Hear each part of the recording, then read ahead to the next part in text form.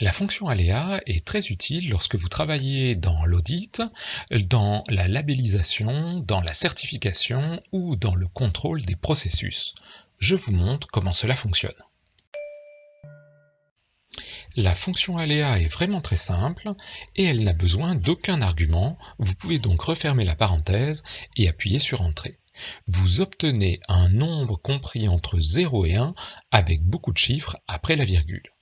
À chaque fois que vous allez taper quelque chose dans une cellule et appuyer sur Entrée, eh bien les dés vont être relancés et le chiffre changera.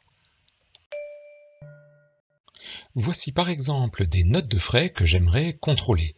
Mais bien sûr, je ne peux pas les contrôler toutes. J'aimerais en prendre qu'une partie. Je vais donc rajouter une colonne avec mon petit aléa. Et maintenant, je vais utiliser une formule pour n'en choisir qu'une petite partie.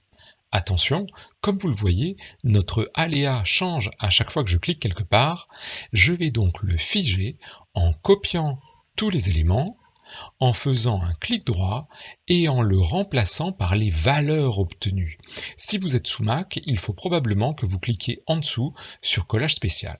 Sous PC, je clique sur 1, 2, 3 et maintenant, lorsque je regarde dans une cellule, il n'y a plus la formule aléa, il n'y a que le résultat de aléa et je peux faire ce que je veux.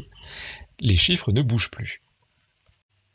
Pour piocher des éléments à contrôler, je vais tout simplement dire si le aléa est inférieur à un certain seuil, affiche-moi le mot vérif, sinon n'affiche rien. Et bien sûr, il s'agit de la formule si. Si ce nombre est inférieur, alors je vais mettre 0,1 pour qu'on ait des choses qui s'affichent. Évidemment, ça risque de nous en faire beaucoup à contrôler. Alors dans ce cas-là, j'affiche vérif, sinon j'affiche rien. Je referme donc mes guillemets. J'appuie sur Entrée. Et maintenant, je vois qu'à certains endroits, je vais avoir des dossiers à vérifier. Le hasard pouvant parfois nous jouer des tours, je vous propose de vérifier ensemble si le nombre d'éléments à vérifier correspond bien en proportion, par exemple aux différents départements. Pour cela, je vais faire un tableau croisé dynamique, je clique dans mes données, je vais dans Insertion et je prends le premier bouton qui s'appelle soit tableau croisé dynamique, soit pivot table, et ensuite, je clique sur OK.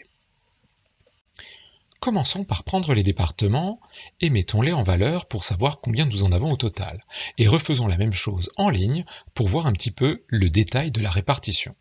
Je vous avoue que ce serait quand même beaucoup plus simple à voir en pourcentage.